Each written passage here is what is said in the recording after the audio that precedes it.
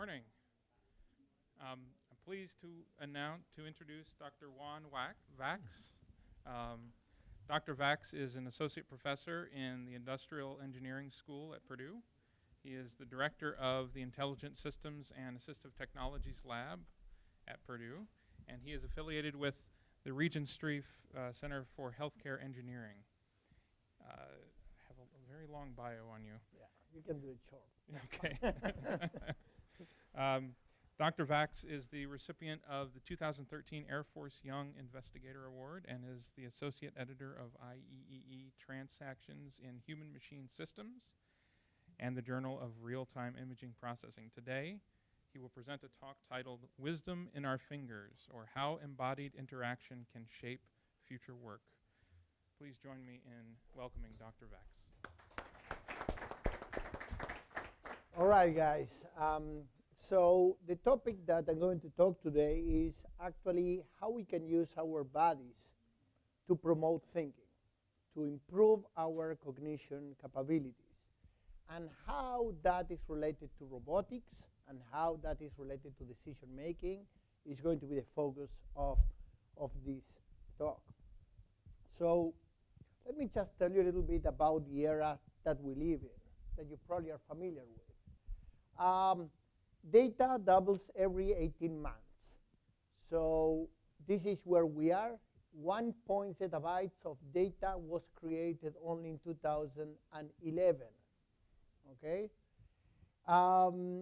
This increase in volume of data imposes a bottleneck in effective decision making. People are not capable of making effective decisions with this huge amount of data. And that's especially a challenge if you look into the area of defense. Imaginary intelligence are facing the same challenge that we are talking about because they need to review this huge amount of data and they only succeed reviewing only a fraction of that effectively. Okay? So where we are is we want to augment the analyst and decision makers' cognition.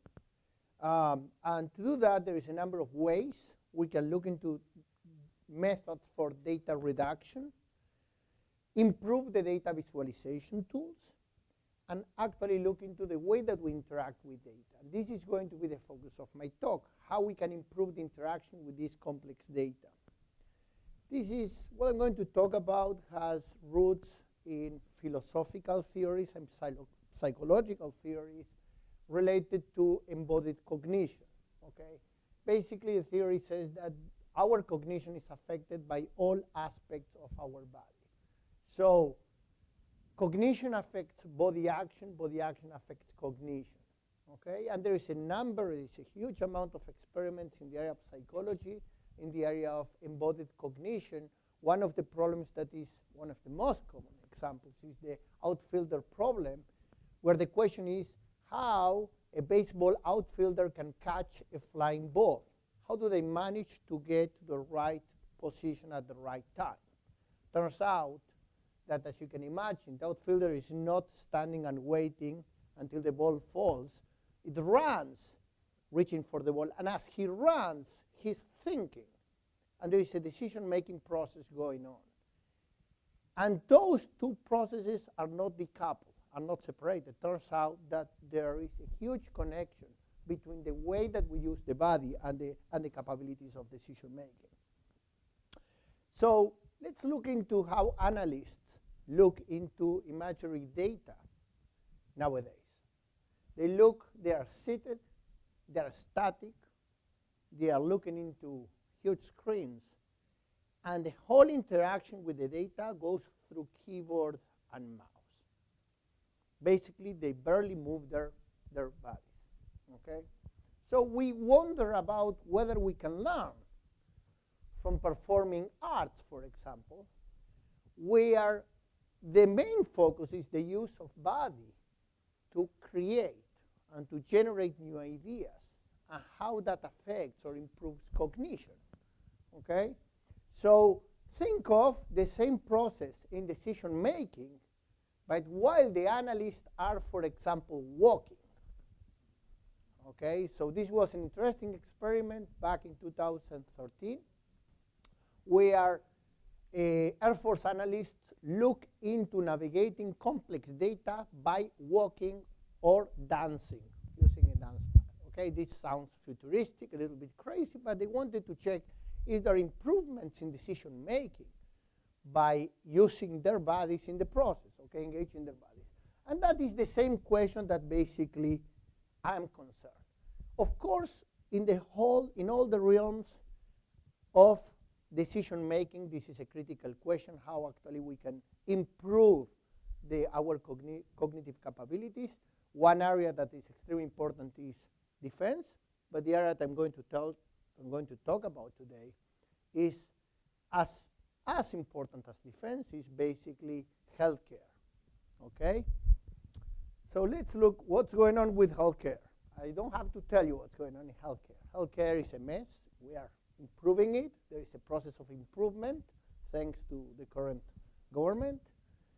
But we are still far from being as effective as we would like to be. We should be. So my focus is here how we can actually use this embodied cognition theory to improve healthcare and to improve the health delivery, okay? So I'm going to give you some examples of what is concerning me, and I'm going to focus mostly in the area of healthcare. I'm going to look into surgery, into the operating room, okay? One of the goals in hospitals is to reduce infections, okay? Healthcare acquire infections through maintaining a sterile environment, right? I'm going to show you some interesting results. A study by Clorox recently showed that toilets are cleaner than keyboards. Now, toilets are cleaner than mice, too. Okay? Let me tell you a little bit more about that. 30% of all communications in the operating room result in failures. Okay? Now, 36% of those miscommunications, errors in miscommunication, affect surgical performance and increase risk of complications. In the bottom line, they increase the rates of morbidity and mortality. Okay? This is what's going on in the healthcare. Okay? I will give you another example. 600,000 to 800,000 Americans healthcare workers experience percutaneous sharp injuries. So again, I'm not telling you that the defense problems that we are dealing in this country are trivial. They definitely not, but we have as difficult problems in healthcare. And that's why I want to try to apply these theories of embodied cognition and embodied interaction into healthcare. So there are a number of potential solutions, okay? Improve interfaces to improve image navigation, make it more flexible and less cumbersome. Improving visualization tools, improve tools for distribution and management of electronic medical records and patient health records, and tools to improve the direct interaction with the data systems. Basically, humans in the loop, where we have actually humans. When we are talking about embodied interaction, we are talking about how to use our bodies to interact with the systems, and I'm going to look into how we can actually use gestures specifically, okay? Why? Gestures are a natural form of communication. They're intuitive, highly expressive, redundant, and allow surgeons, for example, to use their hands, which is what they do the best. That's why they're surgeons, right? In fact, they learn in surgery related studies in their medical school, for example, signs, gestures that they use to communicate with surgical technicians or surgical staff, okay? So I'm going to go back to 2006, before the Kinect was around. We came with a group of scientists, both in the United States and Israel, to come up with this idea of developing a system to interact with medical images in the offices of the doctors or clinicians in the hospital and even in the operating room. That was the challenge that we were interested in looking at. I'll show you a movie about that.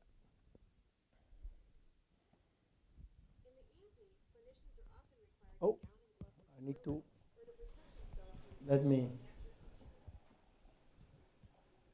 This poses a major problem for clinicians working in a modern data-driven ED. In an age of SARS, anthrax, and Ebola, one infected mouse could take out an entire hospital. Sorry, Daniel, we're gonna have to give you the full tour. The last one was a couple of weeks ago. Futurists, such as Steven Spielberg, predicted the arrival of gesture recognition systems by the year 2054. With such systems, clinicians can access clinical data without contaminating themselves or anyone else. But why wait 50 years? The future is now. So this was the first system that used touchless interaction to interact, to control electronic medical records at the Washington Hospital Center. This system before was purchased by Microsoft. Okay, this is before the Kinect era. How actually we can use computer vision and cameras to recognize gestures using gloves, without gloves, in any conditions of illumination or movement, and being able to interact with these medical records. And this was pretty successful. And we said if this is working at the office of the clinician, we should take that to the operating room. And what you see here is back in 2008. This was published in 2008. The experiments were started in 2006. This is the first time that gesture-based interaction was used in the operating room in a real surgery, a brain biopsy. And this is before the Kinect and other sensors were around.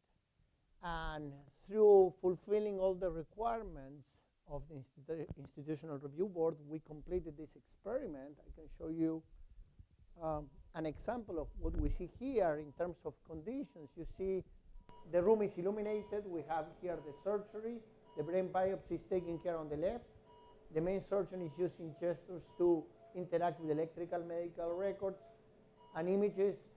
The light conditions change drastically during surgery, as often happens in this type of surgery, and our system was able to deal with all these changes in a robust manner.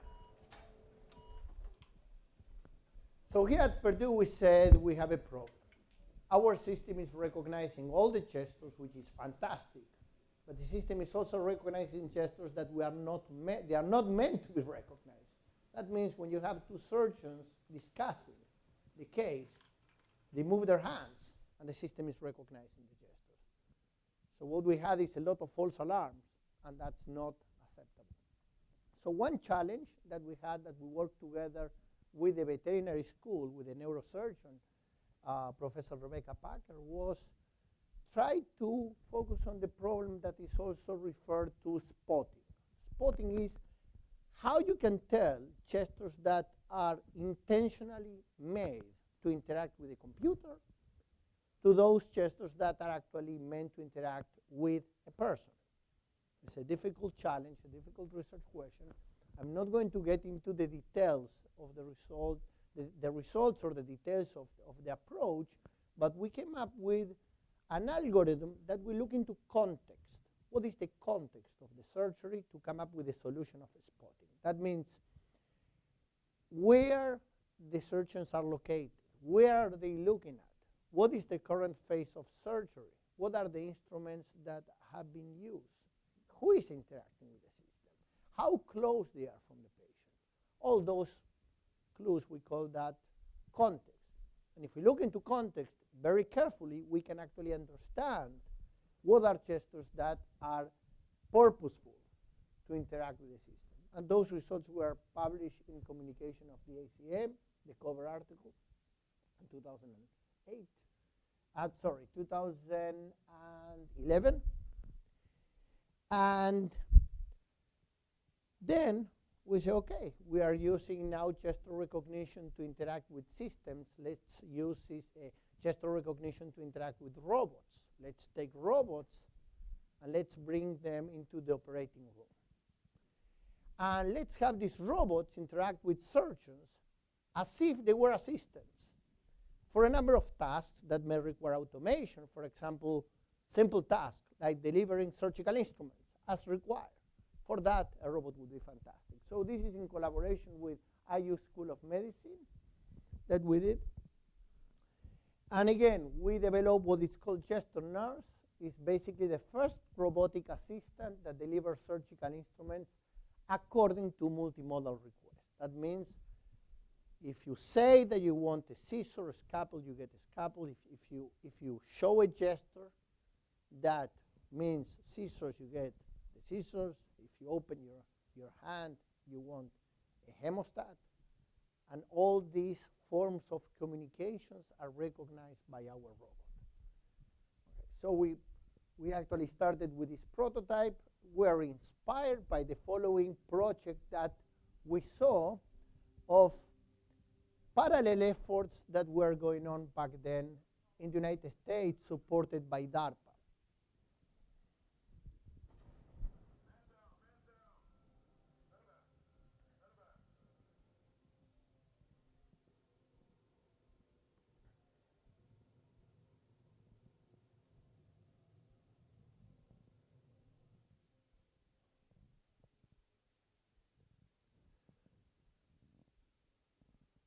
So here is where you can actually see how there is a robotic arm that you're going to notice there that is already delivering instruments and actually using the instruments. As you can see, that arm is actually delivering the instruments.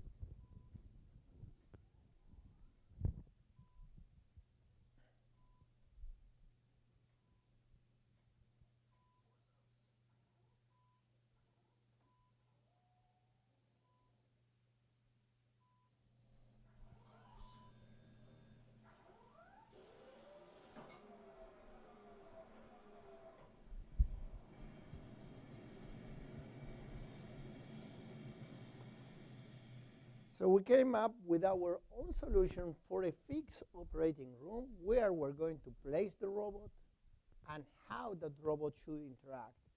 And we start with this model, which is an industrial robot that you're going to see a short video, that it took us a few months, I would say, to understand that an industrial robot is not suitable for the operating room for a number of reasons. One is that when it hits you, it hits you. You know, it's metallic, it's full of metal and heavy, and can actually break your arm. Okay, so, but the first concept, we use an industrial robot. Later, we move into other concepts of robots that are actually more natural in terms of interaction. And we practice with a certain type of surgery, an abdominal incision and closure, where we created a simulator and we took graduate students, engineering students, and we taught them this procedure on the simulator. So these are not surgeons. These are not med school students. We told them, this is how you do the procedure. This is a simulator. If you miss, no one is going to die. Don't worry. What we want to see is how well you actually interact with the robot, how you request the instruments, and how the robot is capable to understand your requests. And that was the main focus. And I'm not going to get into the results, but the interesting point here is that we found out that the students learn very quickly how to use the gestures and spoken expressions to request instruments. And what it actually took time to learn was to conduct the surgical procedure. That was the difficult part. And we look also into different types of interactions, and we found that gestures and speech work much better than only speech, only spoken requests. But we look into gestures alone and speech with gestures, and we didn't see a lot of difference. And we think that there is some interference going on between the different modalities. And this study was published in Communication of the ACM, collaborating with the robotics scrum nurse. Now I'm going to show you the first prototype of our multimodal robotic nurse. This was an industrial robot, moves fast. Our objective back then wasn't so important to have a safe interaction, but rather to be as fast or faster than the surgical technician. We learned later that that's not enough to get stuff into the operating room, right? But you can see here that Mitun basically is requesting instruments verbally, sometimes verbally and using the hands and gestures, and sometimes just using gestures and without saying a word. Okay, and the robot was able to recognize all these parts.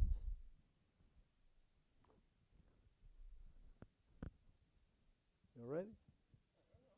Okay. So we start looking into alternatives of robots, and this is the first alternative that we found. 2 arms, a little bit big for the operating room, but 2 arms, like a surgical technician, understands requests and can interact with us.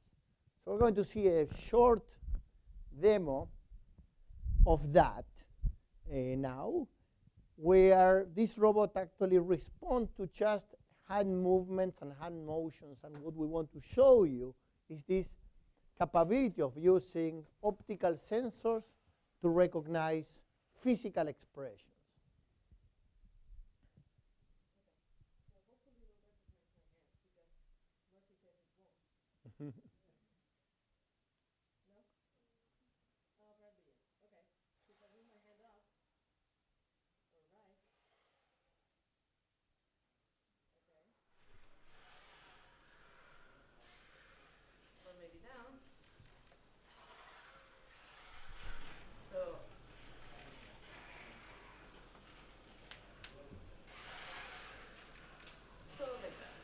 So you can see that basically the robot is tracking the arm movements of Maria Eugenia. She's, by the way, a PhD student, in my group, and she's working also in this project together with Tian, that is the other student that is going to be presenting. And okay, this is basically a concept. This robot can actually accurately recognize gestures with a very little piece of computer vision, which is this little sensor here called lip motion. All right. So the advantage of this robot is not only that it has 2 arms, but actually has safe operation because it can recognize collisions. And yes, and it's plastic, okay? So it's not metal. So if you get hit by that, you're going to survive. So, but life is much more difficult than the laboratory. When you go to the operating room and you want to pick instruments, this is what a surgical technician is capable of doing. She's capable of recognizing instruments on this mess, picking them quickly, and delivering that on time. So we have this issue that the recognition of the instruments, the computations required for that, picking the instruments, all that takes time. And there's not much that we can do about that. But in fact, there is something that we can do. If we can predict what is the intention of the surgeon, we can actually plan beforehand and do all the things that we need to do in terms of recognition and manipulation to deliver the instruments on time. So the question that we are looking at as researchers is how you can actually recognize intention. And I'm not going to get into too many details of the science here, but what I can tell you is that we are looking into the muscular activity of your arm. We are looking into your facial expressions. We are looking into the position of your body, and we are looking into your brain signals. And if we combine all this information, we are hopeful that we will be able to predict the intention. And this is part of current ongoing work, okay? Let me show you a quick video of this robot actually helping as the surgical assistant. Here at Purdue University, they're working on real-life scenarios, like Baxter, the human-like robot. Engineering and technology students are working to put Baxter in the OR to help during surgery. We have here is the robot that will act as a surgical assistant to the main surgeon. It's not meant to replace the surgical assistant, but it's meant to complement. The idea here is to train Baxter. So this is the model that we are currently using to deliver the instrument because that robot is FDA approved and it's safe for collaboration. And turns out that we can do pretty well with one arm. We don't really need two for delivering surgical instruments. When you get into tasks that requires high levels of dexterity, then that's not enough.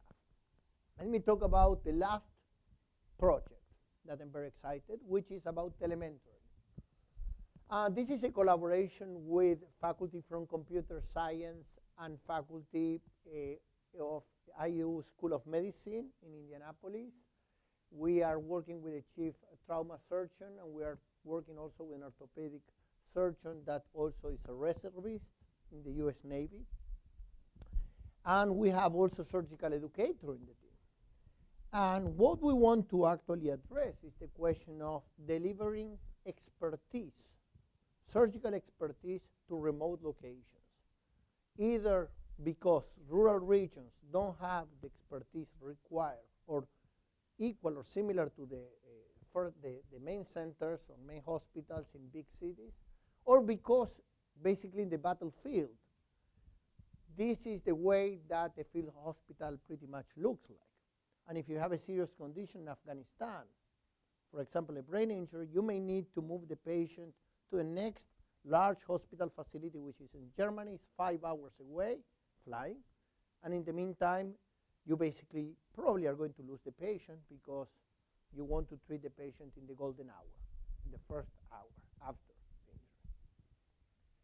So this is where telementoring is now. Telementoring at the best is what we see here.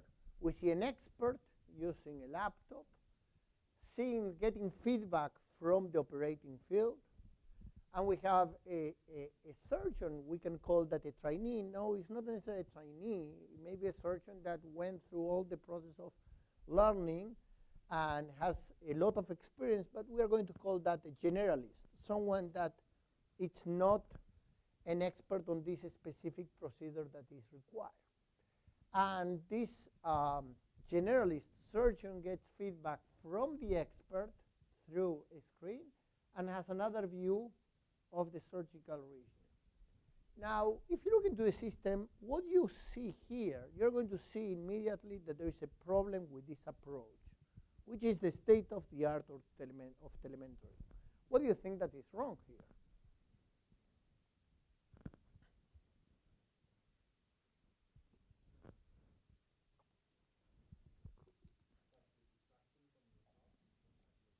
It's distracting for us because the surgeon is not looking at the surgical region. He's looking at the screen, right? And this guy is not interacting really with the view of a patient as the patient looks like, as big as the patient, has a glimpse of a little part of the patient. This is definitively not good. So I came up with a concept that we wanted to, first of all, give you some kind of demo of how we envision our system once it's developed. All right, let's make sure the area is clear. Clear.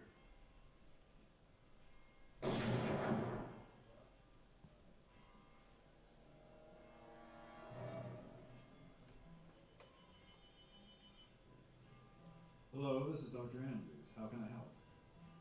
That patient was caught in an IED blast. Patient is swelling, and he seems to be in danger of developing compartment syndrome. We need to do a fasciotomy. Don't worry, I'll walk you through everything. So here you're going to see some innovative concepts. He's ready for surgery. The first concept that you're going to see is that the visualization of the patient is done through a tablet with a perfect transparency effect. Excellent work. The fasciotomy was The second aspect, this is not headed to the nearest hospital. is a large interaction table. Couldn't have done it without you. I don't have the full movie. This is not a full movie. We have a large interaction table with the size of the patient. So basically the expert is looking at the patient on the same dimensions. We can actually wear glasses to see three-dimensional shape of the patient, and we can interact physically with the patient as if the patient was located there. Okay. So this is how we see. This is the tablet. This is the student. He's looking through the tablet at the anatomy of the patient.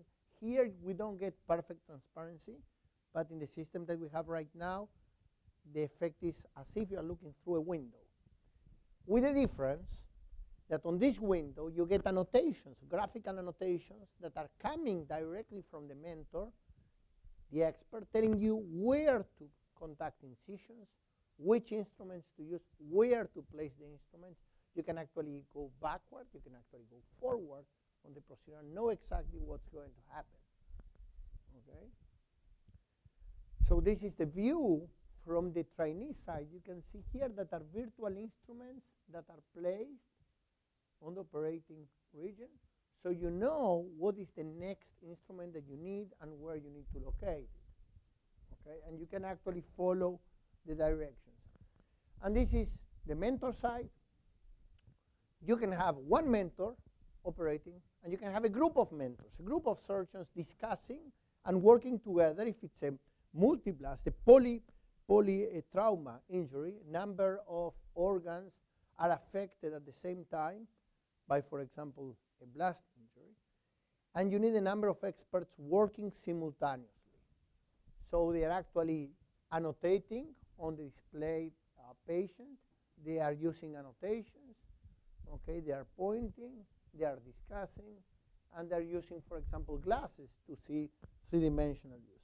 So we conduct interesting experiments. The first prototype was tested on a trauma operative management course, ATOM, which is regularly conducted at IU School of Medicine with residents where they learn about trauma procedures with a real porcine model.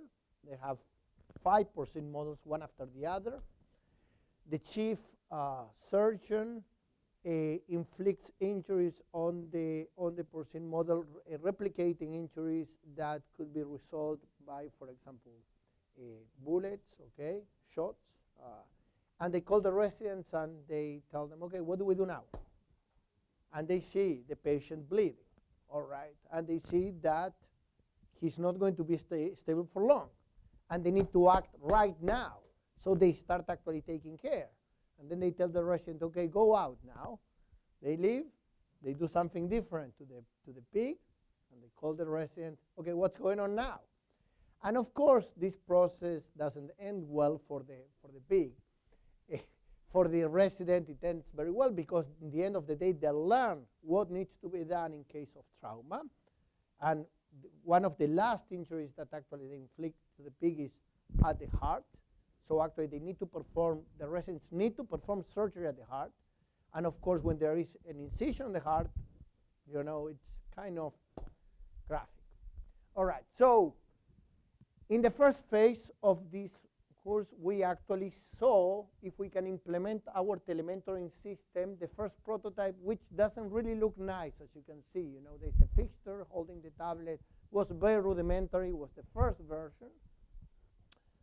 And we have here a first version of the mentor just using a tablet, the expert communicating through a tablet.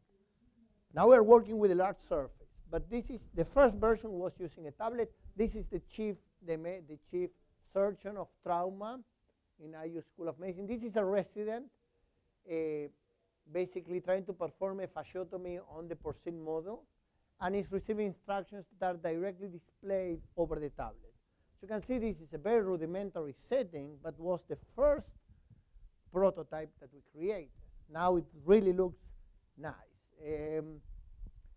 And the second question, of course, is what type of display shall we use to allow the experts interact with the patient? So we are looking into a display that is as big as a patient. Of course, you can zoom in. If you want to do a detailed surgery, you can zoom in a lot. You can get a very detailed image. And we conduct a study with the help of the students, basically replicating or simulating an injury that requires a fasciotomy procedure in Afghanistan, where the expert here, or actually in Indianapolis, has to walk the frontline surgeon through all the steps of the surgery. And the focus of this experiment was in was not look whether the experts know what to do or not. They definitely know how to teach or how to instruct. But what forms of interaction they use to do instruction? Basically, this is the simple question that we want to solve. You want to instruct using spoken instructions. That's very simple to convey. You use a telephone. You can use a tablet. You can convey speech. You want to convey a picture. You can send a picture. How you convey physical action. This is the key question that interests me, which is basically teleexistence. How you can actually recreate yourself and your physical action in a remote place.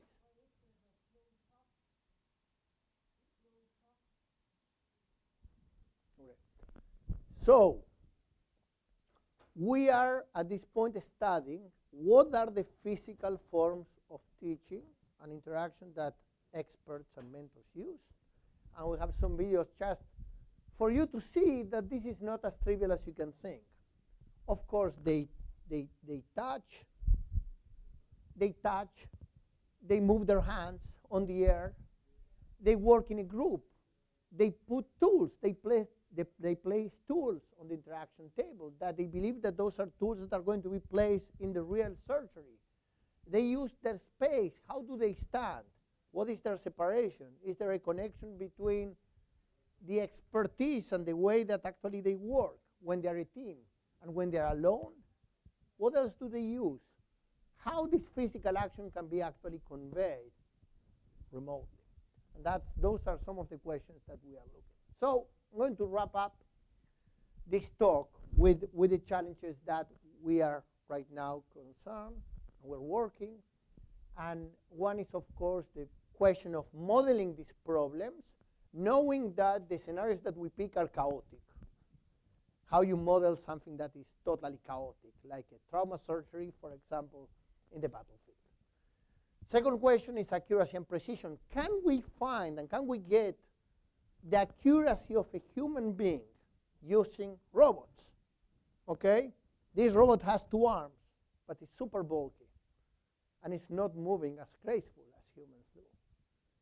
Okay? So what is the trade-off? Now I can show you the industrial one. It's fast, it's quick, it's precise. But it's actually scary because it moves so fast and it's all metal that actually can hit you. So how we convey all these capabilities that humans have into machines? It's a challenge. Okay? And contextual inference. People, depends on the field of work, can tell what you want to do before even you know. And you can see this in surgery. Surgical technicians know what the surgeon needs before the surgeon, and they're already delivering the instrument. It's this kind of teamwork and coordination that if you want to somehow convey those capabilities to a robot, we need to do this mind-reading thing, okay? Not trivial. Okay, so those are the main challenges. And with this, I want to wrap up. I want to acknowledge all the collaborators that we have, of course, all the students involved in the projects, and of course, the funding that I received to actually conduct these projects, okay? And with this, I'm going to take questions. Thank you very much. Oh, before I forget, I want to show you the last demo of a system that is deployable also for surgery, small enough. It's not the Da Vinci, but you cannot take the Da Vinci robot to the battlefield, right? It takes a room. So this is a small robot that actually you can hold, move with you, put that on a suitcase, open it, and actually perform surgery. And we are looking into different forms of performing surgery, performing surgical tasks.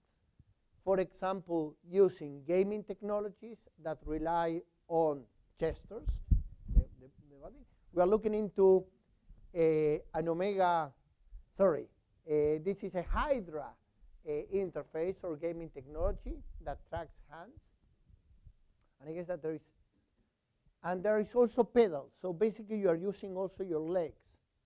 And while you are seated, we actually had a configuration where you can actually stand.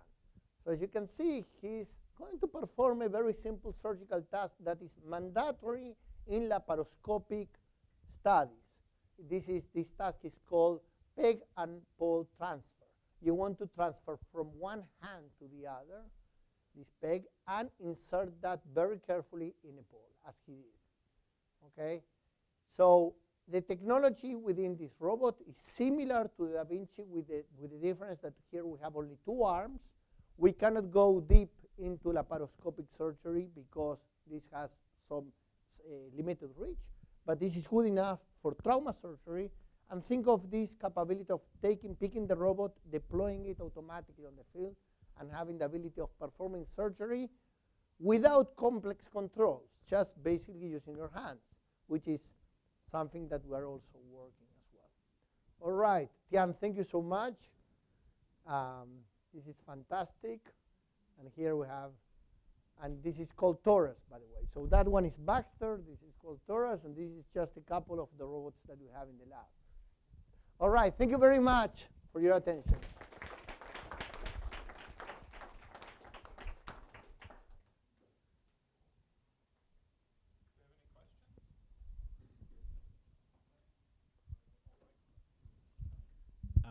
Yeah, I find it interesting, and one of the maybe hardest parts with these kind of interactions is feedback, like physical feedback.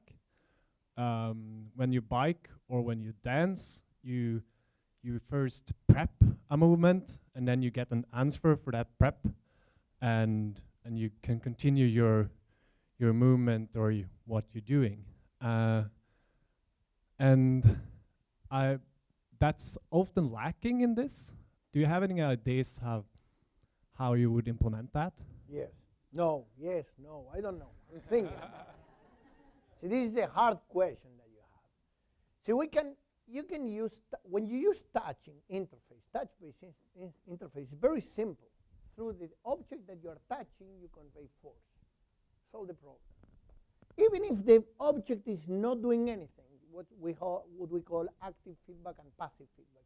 Even if this is not going to do anything to me, the fact that I'm touching, I'm already receiving feedback that there is something here. Well, when you work with air, touchless interaction, you don't have feedback. So here's the question. Can you make feedback? Can you generate feedback from the air? Well, we have a student working on that. Okay? And the answer is there are ways to do that. You can use basically electromagnetic fields and have some kind of something attached to your hand that it responds to electromagnetic field, something metallic, some kind of globe. You can use ultrasound, coordinate in such a way, allocate in such a way that you can actually push air in a strong manner, and you can recreate the feeling of touching. Those are difficult questions how to do that, but this is subject of our work. Okay? Thank you.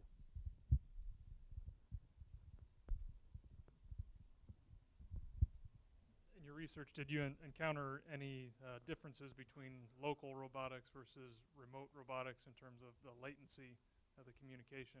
And did you have to address any latency topics? Yes. So we do encounter, the robotics is actually the aspect that is mostly felt, because when you convey graphics, there is still latency, but it's so small that you can actually work with that.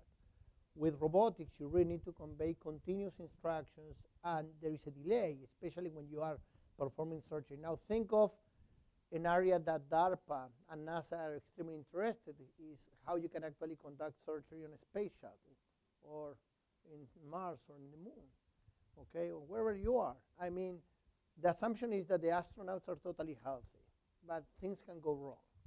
Now, until the person is back on Earth, so we are not talking about 5 hours, we're talking about months. So they're definitely interested on working on surgical robots that you can do simple procedures on space. And the issue of latency is critical.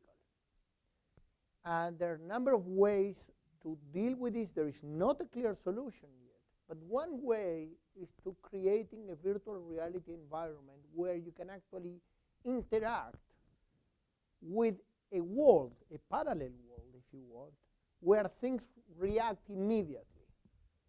Now, this is not the true thing. This is a simulation. But it's a simulation that you're receiving and interacting as at the same time that the real action is happening. And when there are changes on the real action, the simulation can actually calculate and predict, if you want, what will be the ramifications of those changes to change the way that the simulation goes. It's not a perfect solution, but there is something.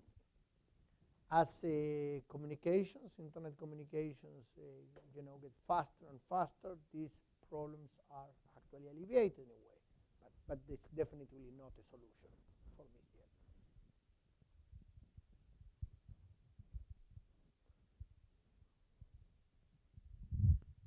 I like the tablet idea that you guys had to actually see it in real time. Did you guys look at all into like wearable technology to bridge that gap so there's not literally something in between except for like a pair of glasses? Yes.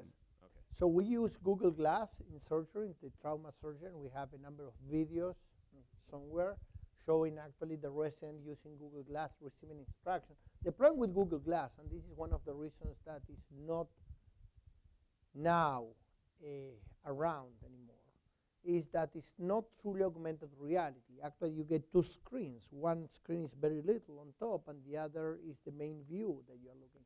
And graphics are not superimposed on the real view. So you really need to focus your eye in two different places.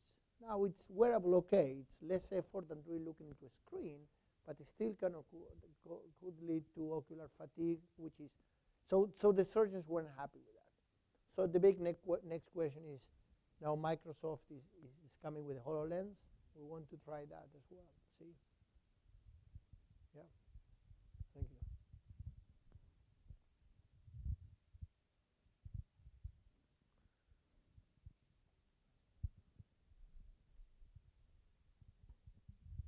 Have you considered including haptics in this? So again, this is related to actually his question. I guess that when you talk about feedback, because we do have feedback, but the feedback that we have is sound and vibration and visual feedback. But I think that when you talk about feedback, you meant haptics, means force feedback. And again, there is passive force feedback and active force feedback.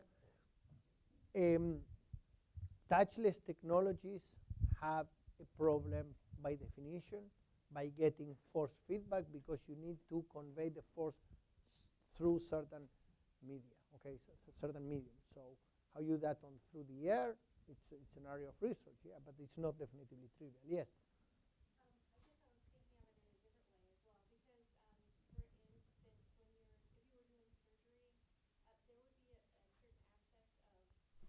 Yeah.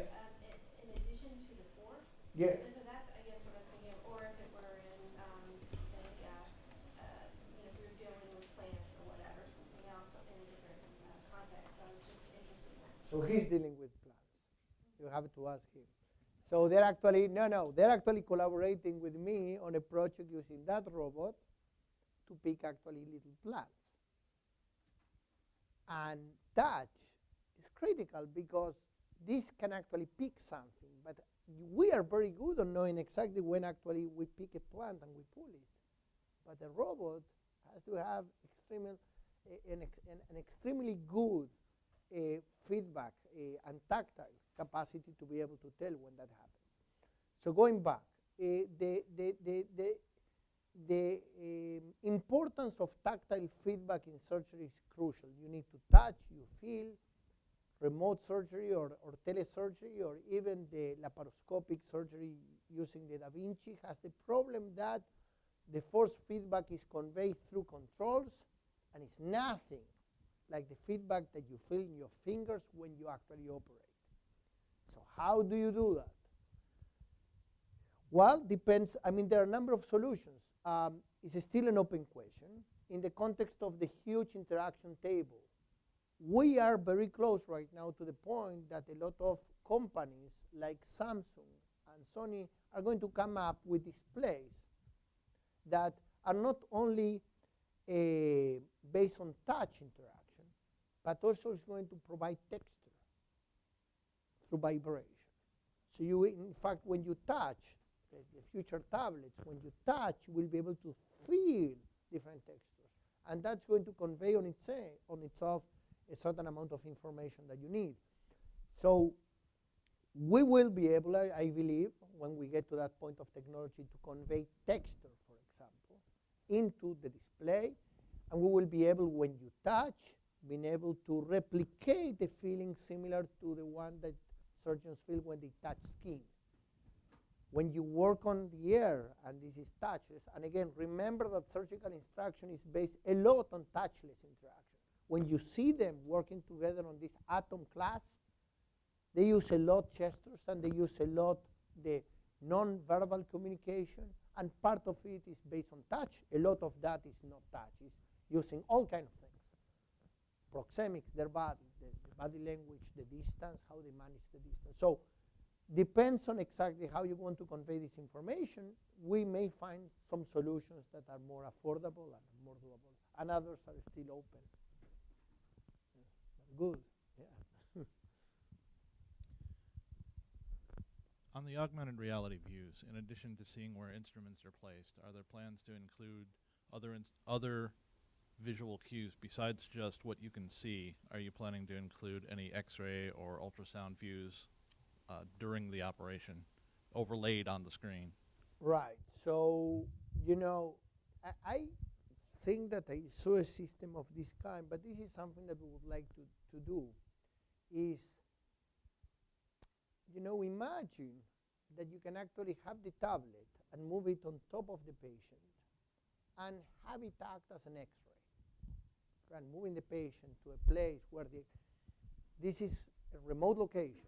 You don't have an X-ray or a machine like that. You would love to move your tablet on top and see actually the bone. And this can be done by approximating information, and again using context. It's not as accurate as an X-ray, but can give you some insights of what's going on because of the swelling, because of the shape of the leg, because of the information that you have of the trauma. You can actually recreate this information in the form of virtual reality, augmented reality, and come up with models of simulation, pure simulation of what's happening actually inside the body. So this is something that we are interested in doing, but you know, you open this field and there's so many things going on that, yeah, but yeah, this is exciting, yes.